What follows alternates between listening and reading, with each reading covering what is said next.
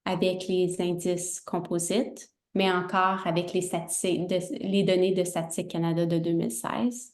On va vous présenter le tableau en lien avec les données de 2021.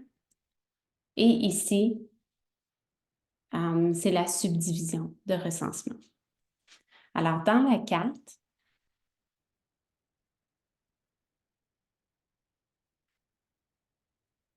alors, Welland se retrouve près de Niagara, comme Niagara Falls. Ah bon, OK, il est ici. Alors, si je vais avec la géographie qui recouvre plus de superficie pour nous donner un aperçu au début. Alors, c'est dans ce coin-ci de l'Ontario. On s'approche. On peut voir ici que la population potentielle du niveau inférieur à 3 est de 4021. Ceci représente une proportion de 51%. Pour toute cette division de recensement-là qui s'appelle Niagara. Ici, on va plus près pour la subdivision, pour aller voir plus Welland. Alors ici, l'indice d'opportunité pour le niveau inférieur à 3 et la population potentielle, c'est 1476, tandis que la proportion en pourcentage, c'est 51,70%.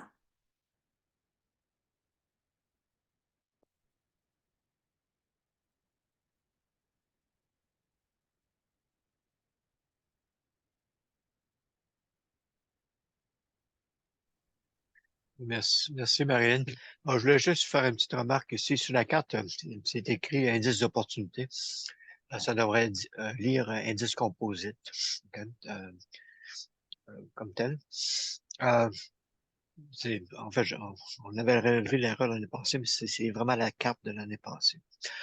Alors, Niagara, ben, tout le monde sait où est Niagara, et très conscient des chutes et tout ça.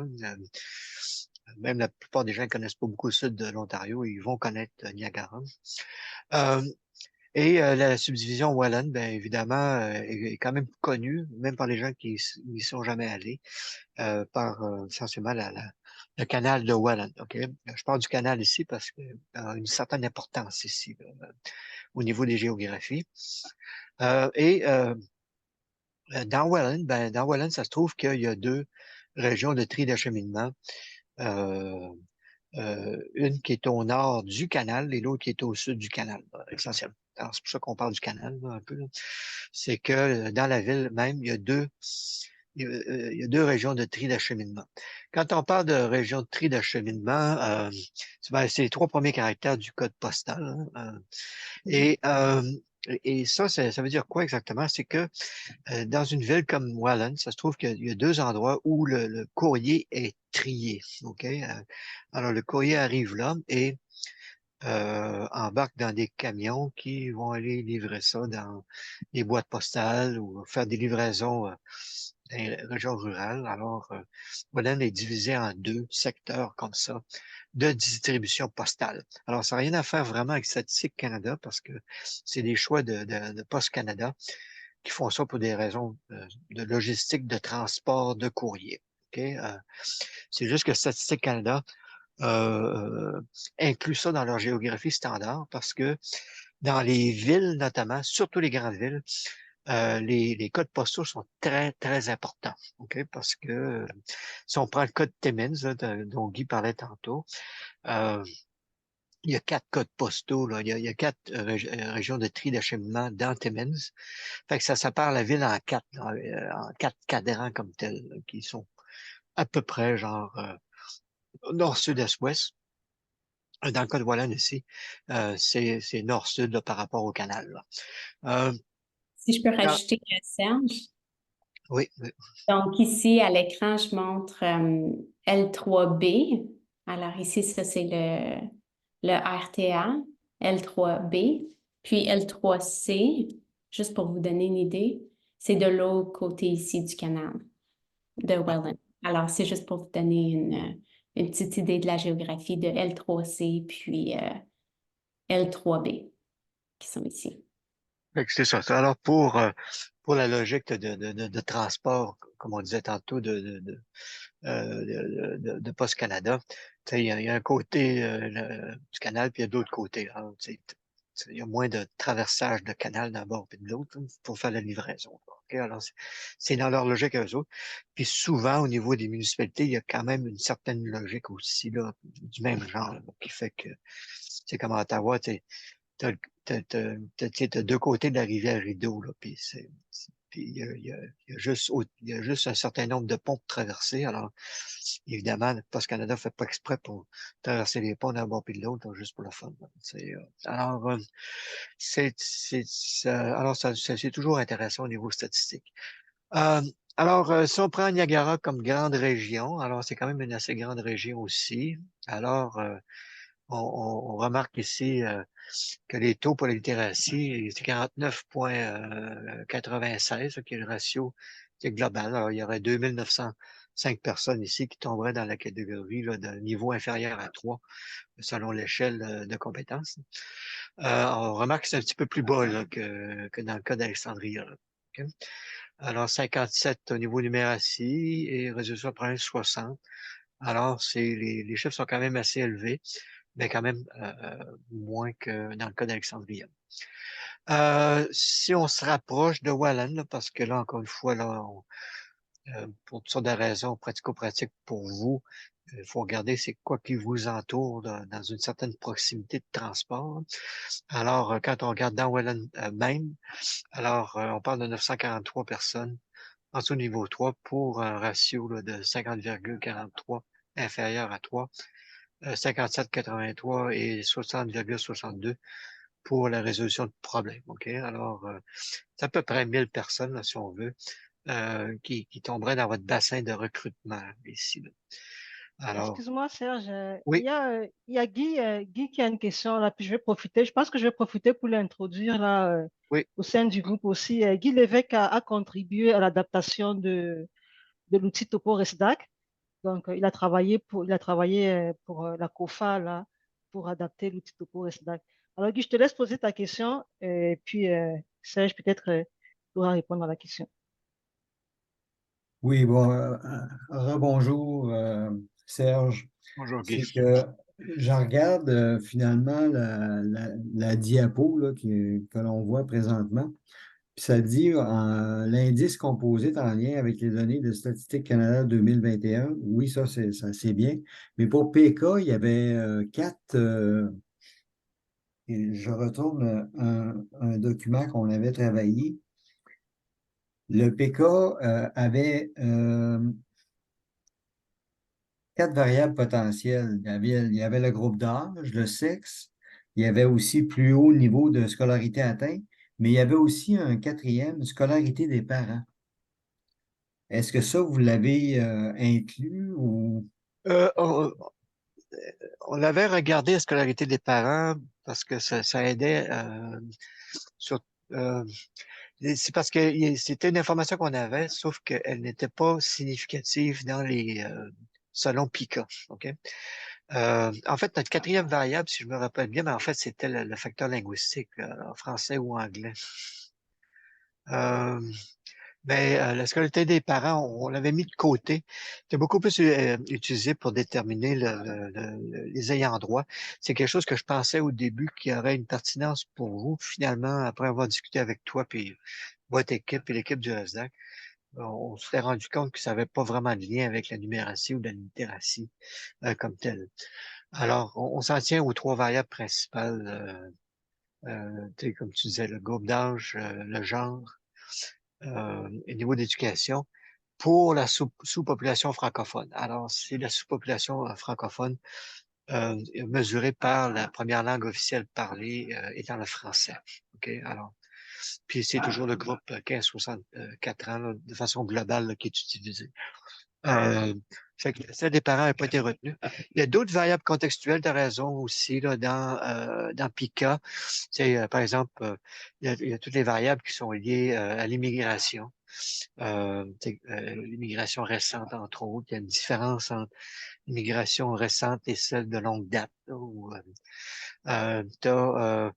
il y en avait d'autres aussi au niveau de l'emploi. Alors, toutes ces données-là existent. Le seul problème, selon Pika, c'est que sur le plan statistique, elles sont intéressantes à regarder, mais ne font généralement pas partie des calculs parce qu'elles ne sont pas significatives sur le plan statistique. C'est juste des variables contextuelles, des fois, qui aident à comprendre les coefficients qu'on trouve. Excuse Serge, tu viens de parler d'immigration, mais est-ce qu'à ce moment-là, c'est repris sous Statistique Canada? Oui. OK. Vous Ouais, avez ben, vous avez des données à ce moment-là pour chacune des régions de l'Ontario, admettons, là. ouais. En fait, Ben, dans la carte TopoResDac, en fait, c'est que si tu cibles une ville comme Timmins, par exemple, OK.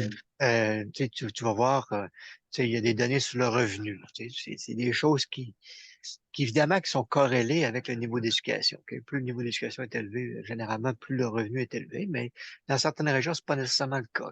Quand tu es à Timmins, d'avoir un métier, parfois les gens ont des revenus plus élevés s'ils ont des métiers. C'est des régions comme ça.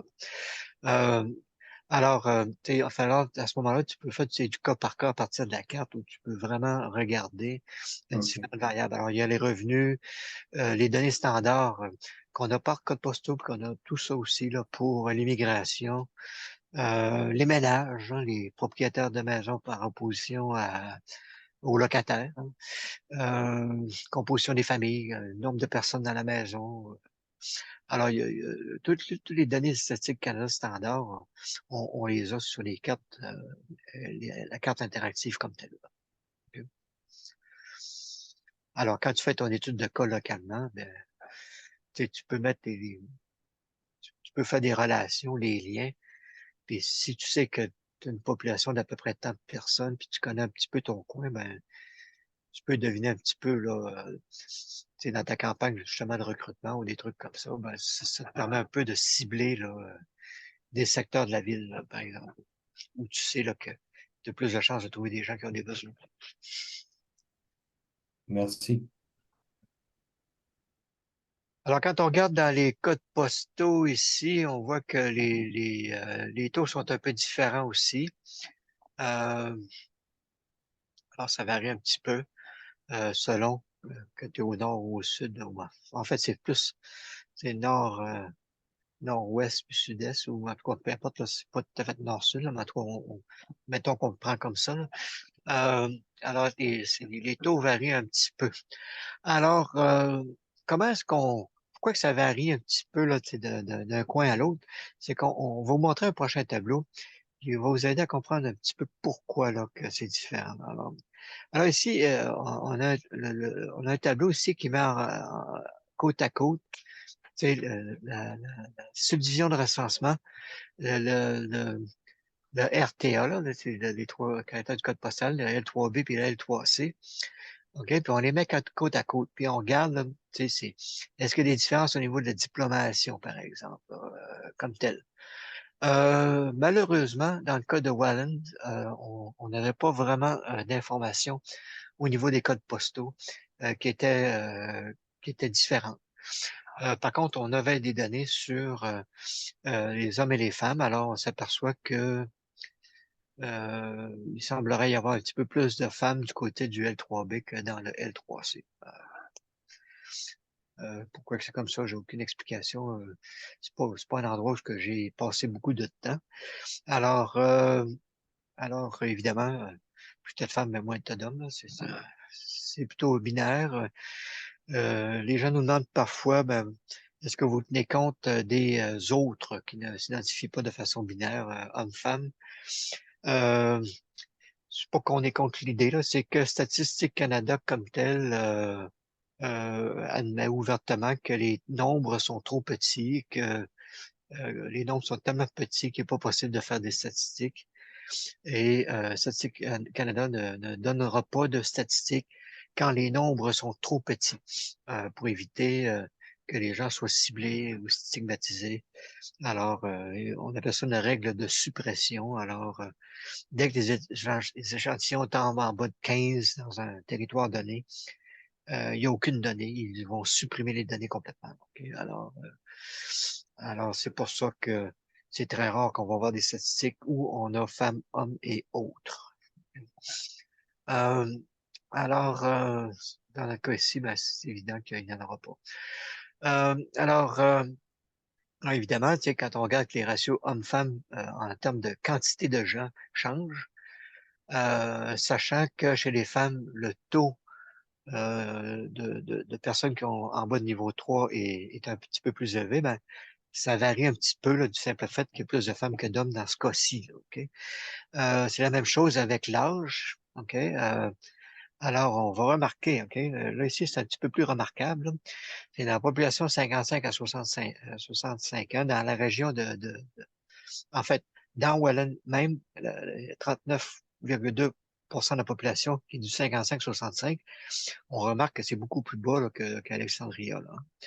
Quand on arrive dans le groupe là, du L3B, là, c'est 43,9 et du L3C, c'est 33,3. Ouais, il y a une différence de 10 points de pourcentage, juste d'un code postal à l'autre.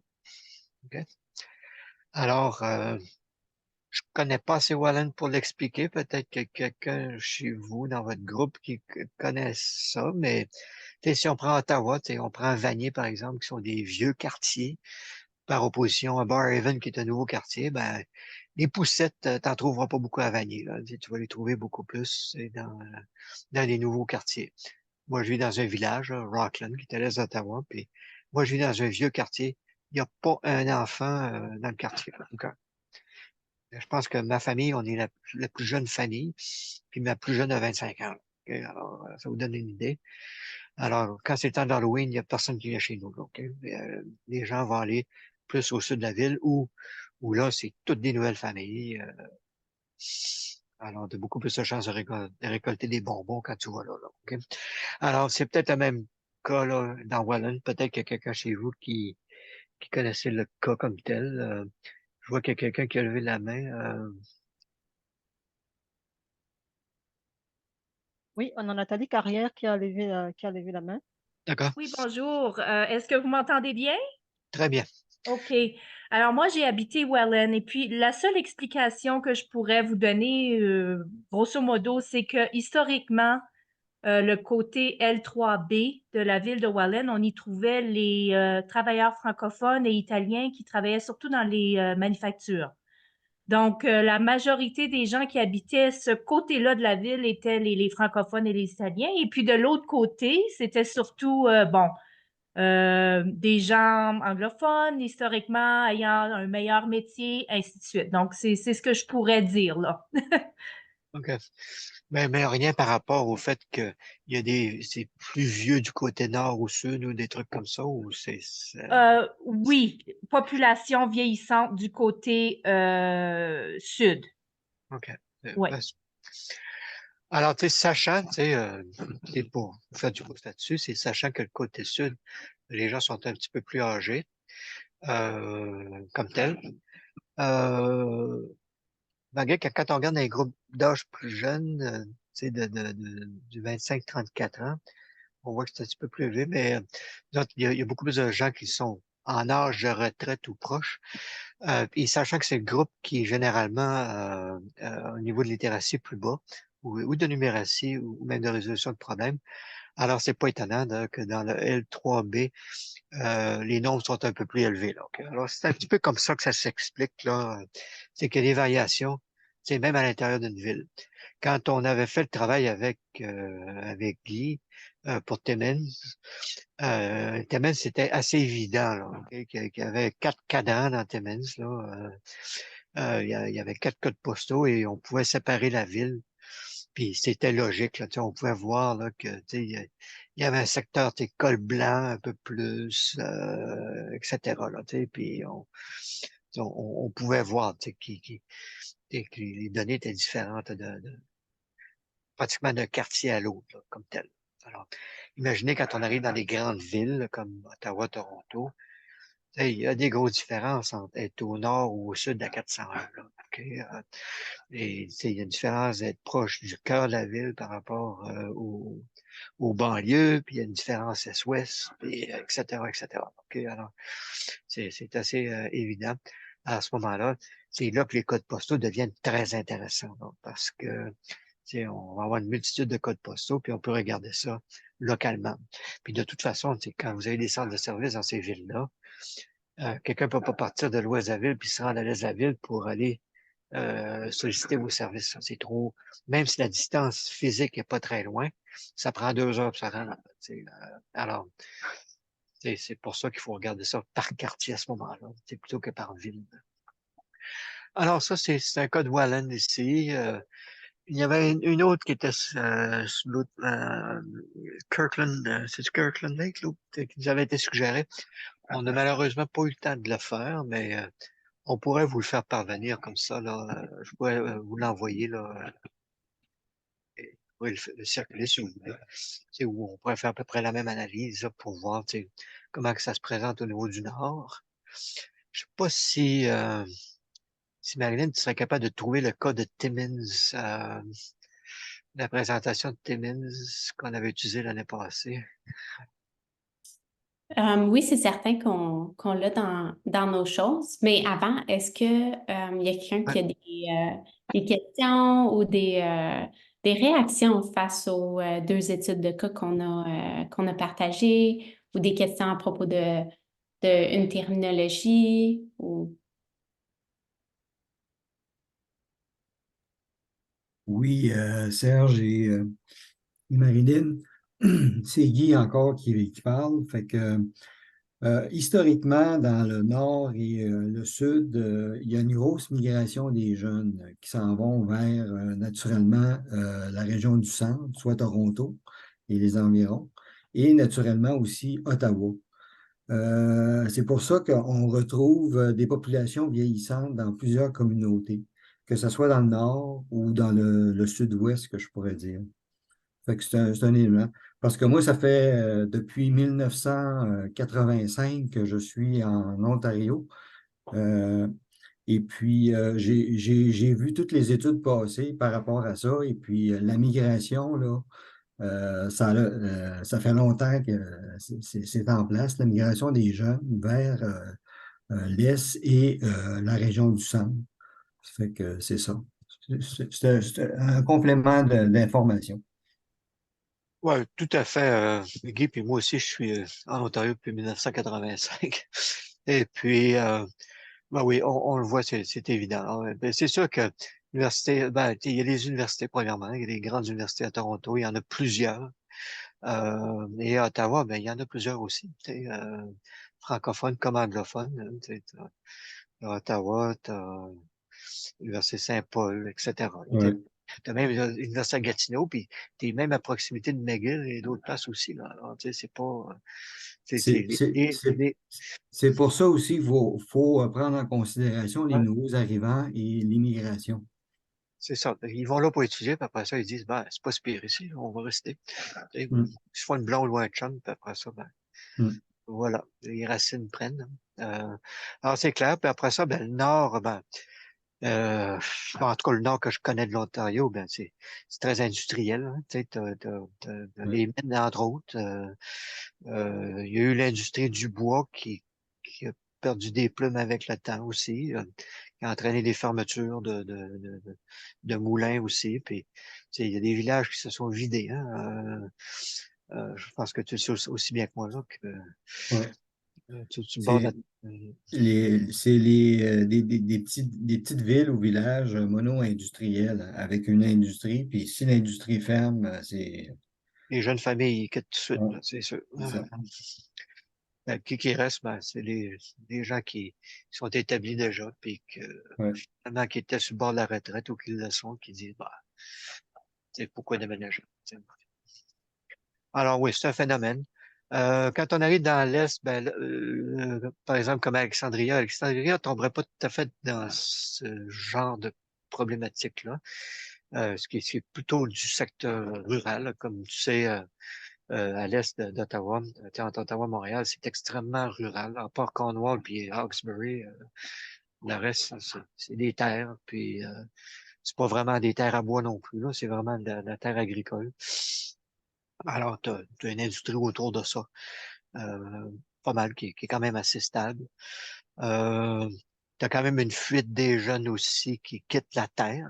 Hein. Ça, c'est un phénomène, on tombe plus en sociologie ici, là, qui existe depuis un siècle là, quand même. Là. Les gens quittent la Terre pour aller vers les villes. Alors ça, c'est un petit peu normal. C'est sûr que depuis la pandémie, là, on a une sorte de phénomène inverse. Je pense qu'Alexandria n'a pas encore bénéficié de ça. C'est que voilà, les maisons à Ottawa, c'est carrément pas achetable. Alors, faut que tu mettes de la distance entre toi et Ottawa si tu veux être capable d'acheter une maison. Tu n'as aucun choix à ce point-ci. Même les gens qui ont de l'argent, c'est de la folie là, d'acheter quelque chose à Ottawa à ce point-ci. Juste une information supplémentaire, avec le recensement de 2021, c'est Oui, ça? C'est que effectivement, Ottawa et aussi la banlieue d'Ottawa, je pourrais dire, là, toutes les petites villes ou villages en allant vers Hawkesbury, il y a eu un regain de population comme tel. Ça veut dire qu'il y a bien des personnes qui, on parle de la migration des jeunes, mais il y a aussi la migration interprovinciale, là, oui, tout à fait. qui est venue développer ou, je pourrais dire, augmenter la population là, dans l'Est ontarien. Mais ça, c'est réellement là, à côté de la ville d'Ottawa, la grande ville d'Ottawa. Tout à fait. Puis, quand même très bien situé. C'est juste, c'est très près de Montréal aussi et tout ça. Alors, puis t'es aussi à 1 heure des frontières américaines aussi, là, moins Ça. d'1 heure. Alors, tu sais, c'est un point, c'est un coin qui présente un certain attrait à plein de niveaux. Puis tu restes quand même assez proche des grandes institutions. Et Ouais. on parle de grandes villes aussi, là, quand même. Il y a un autre phénomène aussi, c'est un phénomène de taxation. Il y a beaucoup de gens qui traditionnellement se contentaient de vivre, par exemple, dans l'ouest de Montréal, qui vont choisir de traverser du côté de la frontière ontarienne pour des raisons strictement fiscales, comme telles. C'est moins cher, les impôts sont moins chers en Ontario qu'au Québec. Et ça, c'est un phénomène réel aussi qui existe. C'est très clair que, comme tu dis, tout l'Est de l'Ontario bénéficie de ça, de l'attrait fiscal d'une part. L'essence est moins chère, il y a plein d'affaires qui sont moins chères aussi. Ça, le problème, les maisons sont plus chères, mais par contre, ils prennent de la valeur plus rapidement. C'est juste la mise de fonds qui est difficile.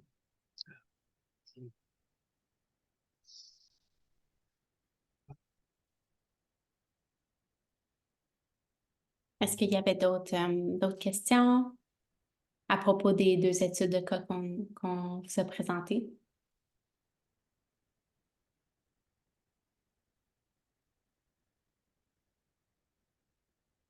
Non? OK. Donc, Serge, je peux présenter, je peux montrer à l'écran l'exemple de Timmins qu'on avait fait. Oui, tout à fait. Là.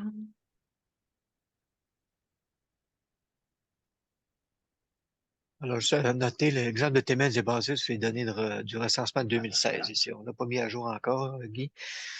Ben, tu sais, ça montre un petit peu ce qu'on avait avant.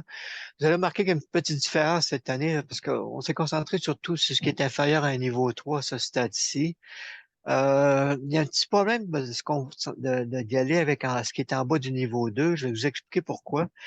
C'est que l'Ontario, ben, premièrement, c'est une région qui a été suréchantillonnée là, dans le cas de PICA. Et on avait un petit peu plus de données en Ontario. Quand on le fait à l'échelle du pays, on s'aperçoit que il y a beaucoup moins de données par rapport à ce qui est inférieur à niveau 2. Il y a même des provinces où c'est que, tu sais, qui n'ont pas été suréchantillonnées, malgré qu'il y a des données, mais c'est donné beaucoup plus à l'échelle provinciale. mais qui sont limitées à ce qui est inférieur à un niveau 3. Alors, dans la plupart des tableaux là, de Statistique Canada, on ne distingue pas là, inférieur à un niveau 2. Là. Ils se concentrent sur inférieur à un niveau 3. Alors, dans le cas de Timmins, on était capable de le faire parce qu'on les avait. Euh, mais c'est sur la carte nationale et tout ça, ça pose un certain problème de faire. En passant, là, je rappelle encore une fois là, que niveau 3, on parle de littératie, numératie. Là. La résolution de problème, là, c'est le niveau 2 là, qui se trouve être le niveau là, clé. Là. Alors, c'est inférieur à niveau 2. Alors, ben, tu sais, comme tu vois, comme vous voyez ici, tu sais, tantôt, Guy le disait, là, tu sais, dans le Nord, les taux sont un peu plus élevés, puis c'est dû au fait du vieillissement de la population, du départ des jeunes, etc. Tu sais, puis, alors, tu sais, Cochrane, là, qui est extrêmement grand en passant. Tu sais, faire Cochrane d'un bout à l'autre en voiture, là, il faut que tu amènes un lunch avec toi, là, t'en as pas un bout. Là. Alors, ça inclut la ville de Cochrane, ça inclut Timmins, puis c'est très large. Il y a Timmins qui est la ville comme telle, là, c'est une ville quand même d'envergure assez pour avoir un aéroport. Alors, ça vous donne une idée. Là. Alors, 55,3, là, quand même, c'est un taux qui est un peu plus élevé que ce qu'on a vu tantôt là, pour la littératie.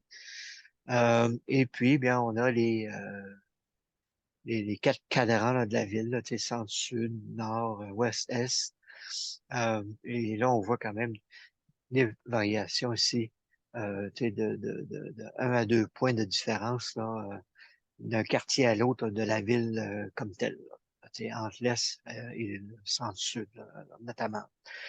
Alors, je connais un peu Timmins, mais pas assez pour être capable de vous dire qu'est-ce qui est quoi, mais c'est évident que il y a quand même des quartiers de col blanc, il y a des quartiers beaucoup plus vieux que d'autres. Et les jeunes familles, ben, ils vont se retrouver dans certains endroits plutôt que dans d'autres. Alors, c'est un peu comme ça qu'on va voir qu'il y a des changements au niveau des statistiques. Alors, évidemment, c'est pas tout ce qu'on va vous remettre. Hein, en fait, on remet au RESDAC, en fait, quoi. Il va y avoir la carte qui va être complète avec toutes les régions, les secteurs et tout ça. Mais il va y avoir une liste aussi, comme on avait produit l'année passée, sauf que ça va être à l'échelle du pays au complet, où on a toutes les données par subdivision, par division, par code postaux, avec toutes les listes, les ratios et tout ça. Ça va être une liste quand même assez énorme parce qu'on a le pays au complet. En Ontario, vous êtes très chanceux parce que c'est une province suréchantillonnée. Nouveau-Brunswick l'était aussi. Alors, ils font partie des chanceux là-dedans. Il y a l'autre, c'est quoi? C'était Manitoba qui l'était aussi, je crois. Euh, alors, il y a beaucoup plus de données quand ça arrive à ces provinces-là. On a eu certains défis avec les autres provinces. Il a fallu ben, en fait, on avait des ratios provinciaux qui étaient globaux. Et à partir de ça, on a dérivé, mais il a fallu s'inspirer un peu de ce qui était plus proche. Tu sais, par exemple, la Saskatchewan, ben, on disait, bon, ben, on connaît les données provinciales de Saskatchewan, on connaît les données provinciales du Manitoba. Alors, on va présumer que Manitoba ressemble quelque peu à la Saskatchewan. Donc, on va suivre une méthode, c'est un parcours méthodologique semblable. OK? Alors, c'est comme ça que les provinces de l'Ouest, ou ce qu'on appelle les prairies, sont tous à peu près sur le même modèle, là, qui serait le modèle du Manitoba. Et ça inclut aussi les territoires nord-ouest comme tels. Yukon, Colombie-Britannique, toutes sortes de raisons que les taux qu'ils avaient étaient plus proches de l'Ontario. Alors, on a utilisé les taux provinciaux de ce territoire-là et la province de Colombie-Britannique, mais on a dérivé de la même façon qu'on l'a fait un peu là, avec l'Ontario. Nouveau-Brunswick, ben, on a fait le régime maritime un peu de cette façon-là. Nunavut, je crois qu'on a utilisé le modèle de l'Ontario aussi pour des raisons de proximité logique. Vous avez suggéré d'utiliser peut-être Québec, mais après considération, considérant que Québec est quand même dans une francophonie, un milieu majoritaire à l'intérieur du Québec, ne semblait pas faire de sens pour nous. Alors, on a préféré utiliser Ontario pour le faire. Alors, ça, c'est des choses qui vont s'en venir. Je n'ai pas de date pour vous. Il faut demander à Marilyn ou à François, là, qui sont un petit peu plus dans les dates. Là. Mais, Merci, Serge. Mais oui, l'outil TopoRestac est toujours en évolution, comme que Serge a dit. Puis, présentement, les indices composites, c'est en lien avec les variables de Statistique Canada de 2016 pour l'Ontario. Mais comme Serge a dit, pour les autres provinces, ça va être ajouté. Et aussi, il va y avoir une mise à jour par rapport aux variables de Statistique Canada, mais de 2021. Alors, un peu comme qu'on vous a montré pour l'exemple de Welland et d'Alexandria, mais là, ça va être appliqué sur la carte aussi. Alors, c'est vraiment un outil qui est toujours en évolution. Puis selon les données qu'on obtient de la sous-population francophone. Puis c'est ça. Donc, ça fait un grand aperçu de l'outil. Merci beaucoup. Merci de nous avoir écoutés. Je vais laisser la parole à Lydiane. Merci, Marlene. Moi, j'avais une question là quand tu as parlé tantôt, quand tu as dit que c'est un outil qui est toujours en évolution. J'avais une question par rapport à son accessibilité. Est-ce que ça va être est-ce que ça va être accessible peut-être au centre ou au réseau? Est-ce que, mettons, si quelqu'un décide de vouloir l'utiliser en ayant déjà en vue des variables qu'il pourra prendre, est-ce que ça va être possible ou bien il faudra toujours passer par le RESDAC? C'est une bonne question. C'est encore en discussion. Donc, c'est la RESDA qui va vous revenir avec cette réponse à la question. Mais oui, c'est une bonne question pour avoir accès aux données. Parfait. Merci pour la réponse. Est-ce qu'il y avait d'autres questions pour Serge, Guy ou bien Marilyn?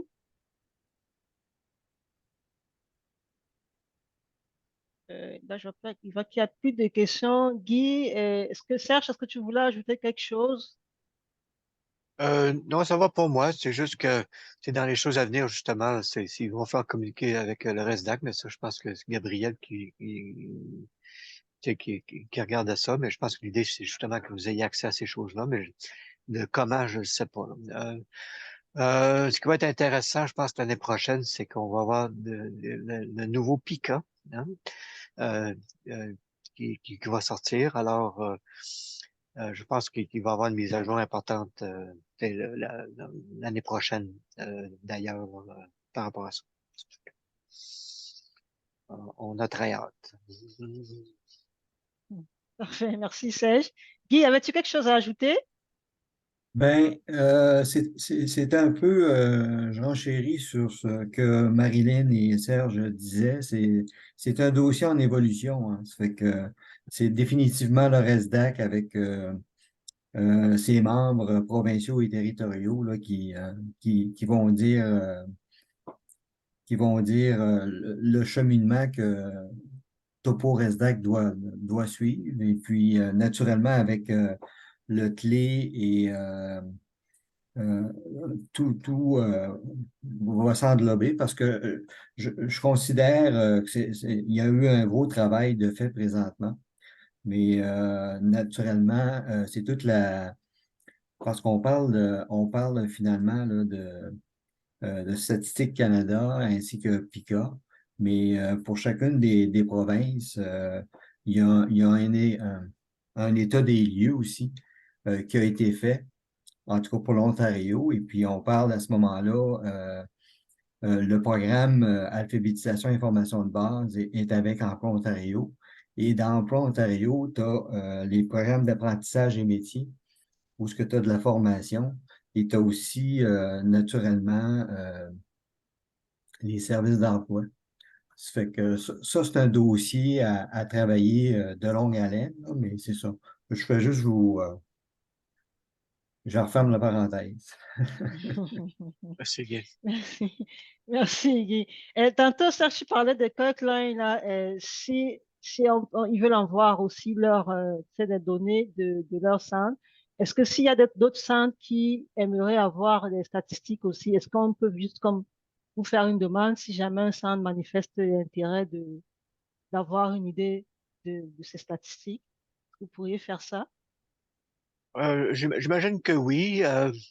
La seule chose, c'est que nous sommes à contrat avec le RESDAC, ok, dans le sens que Ok, ils nous ont donné une tâche avec un budget pour le faire. ok, Euh, ok, S'il faut faire plus de choses, je pense qu'il faut qu'il y ait une discussion entre le ok. COFOP et Ouais. le RESDAC par rapport à ça, au niveau, ne serait-ce que protocolaire aussi, là, dans le sens que Mhm. c'est pas à nous de décider c'est quoi les prochaines étapes. On fait des suggestions quand on nous le demande. Je pense que le RESDAC est très intéressé à vous appuyer, là. Ça revient dans toutes les rencontres. Tu sais, il y a même tu sais, des discussions à savoir tu sais, comment on va appuyer les gens presque à un niveau tu sais, andragogie, si on veut, dans le sens que, tu sais, comme Guy disait tantôt, il y en a plein d'initiatives.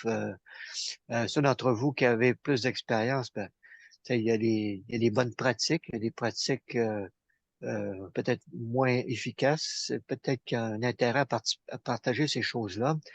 Et je pense qu'il y a un certain discours à savoir qu'à un certain moment, il va peut-être falloir avoir des ressources pour appuyer les gens, là, pour le vrai, puis de regarder aux données, puis c'est presque d'y aller du cas par cas, là, vraiment, puis de dire voici vos données, à quoi ça ressemble.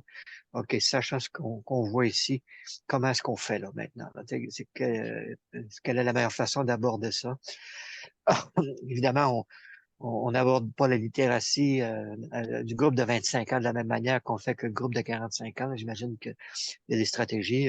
Au clé, on n'a pas la prétention d'être des experts là-dedans, malgré que Marilyn et moi, nous sommes de souche en éducation comme telle, hein, pour avoir tous les deux enseigné. Euh, Moi, dans une époque un peu plus lointaine quand même, là, mais l'idée, c'est que on est tout à fait conscient que ça prend de l'appui. Là, OK? Et, euh, je pense que ça prend des discussions entre le COFOP et le RESDAC. Puis, je pense que le RESDAC, c'est quand même le forum important parce que ils ont le levier financier là, pour le faire. Et puis, à partir de ce moment-là, il faut que ça soit coordonné avec eux autres, là, je pense. Ouais, OK. parfait. Merci Un beaucoup. dossier à suivre. Dossier Parfait. à suivre, à suivre. Merci. Mais merci à vous trois, Marlene, Serge et puis Guy. Et merci aussi à tous et toutes celles qui ont participé là à notre communauté de partage. La prochaine communauté de partage a lieu le 28. Je vais partager mon écran là rapidement. A lieu le 28 février et puis elle va être portée sur la relève. Donc, c'est ça qu'au forum l'année dernière, on avait un atelier qui portait là-dessus. Donc, avec Pierre Brouveau. Et il va revenir là-dessus. Et puis, je pense que ça va être une suite à ce qui a été livré au forum. Aussi, n'oubliez pas, comme après chaque communauté de partage, on vous envoie toujours un petit sondage pour avoir vos impressions là sur le développement de la communauté que vous avez suivie là. Merci et puis bonne fin de journée à tous et à toutes.